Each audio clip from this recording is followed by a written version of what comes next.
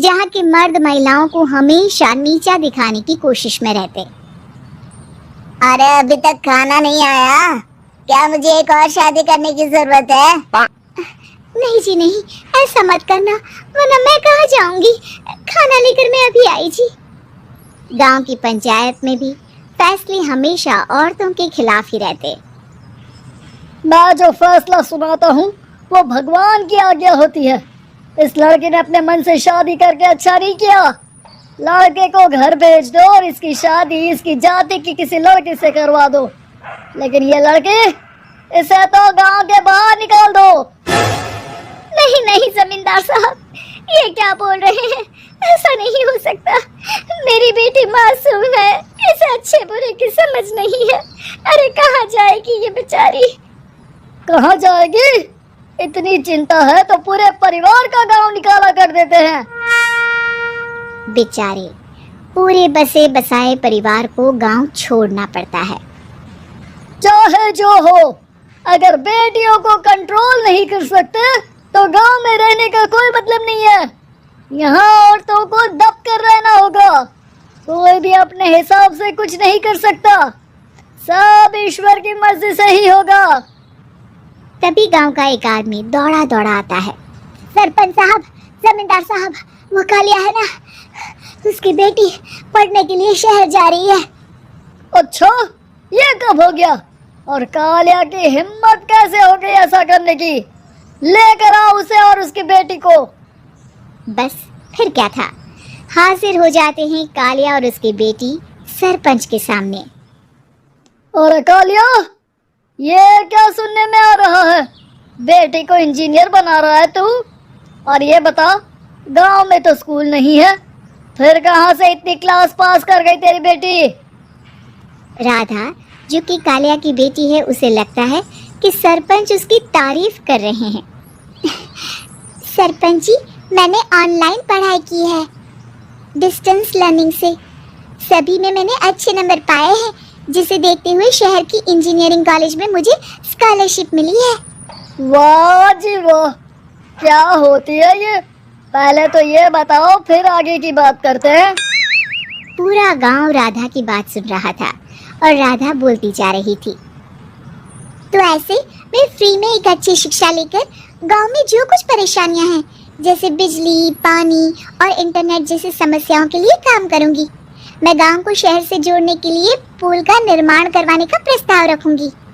मुझे पूरी उम्मीद है कि जल्द ही हमारा गांव भी तरक्की की राह पर चल पड़ेगा। राधा की बात सुनकर सारे गांव वाले ताली बजाने लगते हैं। सरपंच को समझ नहीं आता कि वो क्या करे। चुप रह नादान लड़की, गांव के खिलाफ जाने के लिए तुझे गांव से बेदखल कर दिया जाएगा, वो भी पूरे परिवार के साथ। और हाँ, अगर ठीक से गांव में रहना चाहती है तो ये पढ़ाई लिखाई छोड़ दे। हम तेरे लिए गांव का कोई होनहार लड़का देखेंगे। तभी गांव का एक आदमी बोल पड़ता है। अरे नहीं नहीं सरपंच जी, राधा बिटिया जो बता रही है, अगर वैसा हो जाए तो हम लोगों को पैसा कमाने के लिए बाहर नहीं जाना पड़ेगा। हाँ जी, और ना ही कोसों दूर पानी के लिए भटकना पड़ेगा। हमारे बच्चे भी अच्छी पढ़ाई कर सकेंगे और आगे बढ़ेंगे, ना कि हमारी तरह खेती करते बैठेंगे। क्यों गांव वालों, राधा बिटिया का साथ देना चाहिए ना। सरपंच देखता है कि गांव राधा के साथ है तो वो चुप हो जाता है। वो घर आकर अपने सलाहकार से बात करता है, जो बहुत ही चालाक किस्म का इंसान होता है। अरे सरपंच साहब, आपको बहुत ही होशियारी से काम लेना पड़ेगा। एक बार गांव तरक्की कर गया, यहाँ के बालक पढ़ लिए तो कोई ना पूछेगा आपको। और फिर ये जो बेटा और बेटी है ना आपके, इनको भी आम लोगों की तरह ही जीवन जीना होगा। हाँ, लेकिन करे तो क्या करे? वो ना आप मुझ पर छोड़ दीजिए, बस मैं जैसा बोलूं करते जाइए। अगले रोज सुबह जब गांव वाले सोकर उठते हैं तो राधा के घर के बाहर और साथ ही वो लोग जिन्होंने राधा का सपोर्ट किया था, उनके घर के आगे लाल रंग से कल आऊंगी लिखा होता है। कल आऊंगी, ये क्या होता है? अरे यह तो खून से लिखा है, लगता है कोई भूत प्रेत या चुड़ैल का साया है। चलो सरपंच जी के पास चलते हैं। सभी सरपंच के पास जाकर उसे सारी बात बताते हैं। और ये तो बड़ी मुश्किल की बात है।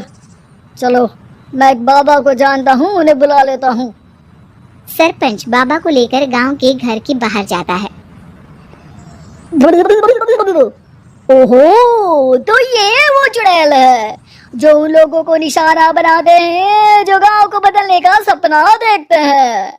वो गांव को ऐसे ही संपन्न देखना चाहती है।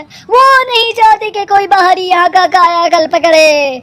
क्या तुम लोगों में से किसी ने गांव को बदलने की सोच रखी है? तभी राधा की माँ रोते रोते आती है। मेरी राधा घर से गायब हो गई है। अरे कोई तो बचाओ, मेरी बच्ची कहाँ गई?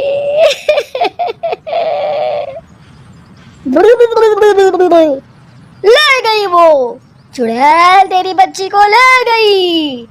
अब वो उसे श्रापित करके छोड़ेगी, उस पर चुड़ैल का साया हो जाएगा। तभी बुरी सी हालत में राधा भी वहां आ जाती है। उसके बाल चुड़ैल की तरह फैले होते हैं और कपड़ों में खून लगा होता है। सभी राधा को देखकर डर जाते हैं। माँ, पता नहीं मुझे कौन उठा कर ले गया था। अरे दूर दूर हो जा चुड़ैल, अब हम लोग इस गांव में नहीं रुकेंगे। अरे कैसी बातें कर रहे हैं आप? कल तो आप मेरे भरोसे गांव का हुलिया बदलने, अपने बच्चों को पढ़ाने और तरक्की उन्नति की बात कर रहे थे, तो आज क्या हो गया आपको?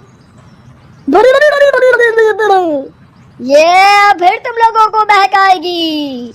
ये चुड़ैल गांव में आ चुकी है, ऐसे ही ये तुम्हारे घर के बच्चों को भी ले जाएगी। गांव वाले राधा को गांव से बाहर निकाल देते हैं। उसके माँ बाप रोते रहते हैं, लेकिन गांव वाले नहीं मानते।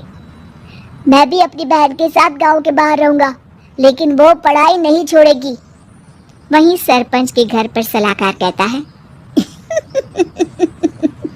देखा, सांप भी मर गया और लाठी भी नहीं टूटी। लेकिन अगले ही दिन सरपंच के घर के बाहर भी वही शब्द लिखे होते हैं। और फिर सरपंच की बीवी कहती है, हमारी बेटी को किसी ने अगवा कर लिया है। तभी राधा का भाई वहां आ जाता है। अरे गांव वालों, मैंने सरपंच जी की बेटी को देखा था। वो चुड़ैल उसे उठाकर ले जा रही थी। अरे क्या मजाक कर रहे हो? नहीं नहीं सरपंच जी, आप नहीं जानते। वो चुड़ैल अब आपकी बेटी में आ जाएगी, जैसे राधा के अंदर आ गई थी। तभी सरपंच की बेटी वैसी ही हालत में वहां आती है जैसे राधा आई थी। पापा, पता नहीं कैसे मैं गायब हो गई थी। चुड़ैल, इसके अंदर भी चुड़ैल का साया है, मारो इसे। अरे नहीं नहीं, इसे भी राधा के पास गांव के बाहर ही भेज दो। अरे चुप रहो, मेरी बेटी कहीं नहीं जाएगी और चुड़ैल वुड़ैल कुछ नहीं होता है। अरे कैसे बात कर रहे हो सरपंच जी? आप तो बोल रहे थे कि आपका फैसला भगवान का ज्ञान होता है, तो अपने पर बात आई तो अब आप ऐसे बोल रहे हैं। अरे ना ना ना, आपको अपनी बेटी को त्यागना ही होगा। अरे बुलाओ बाबा को। राधा का भाई बाबा को ले आता है, जिसे अब गांव वालों के डर के कारण सच बोलना पड़ता है। मैं कोई बाबा नहीं हूँ, मैं तो मोची था। ये सलाहकार महोदय ने मुझे कहा था एक्टिंग करने को। वो मुझे पैसे देने वाले हैं। अब मुझे माफ कर दो। गलती हो गई, मुझे माफ कर दो। तभी वहां राधा आ जाती है। देखा सरपंच जी, जब गांव के बच्चे साक्षर होंगे तो आप जैसे लोगों की चालाकी नहीं चलेगी।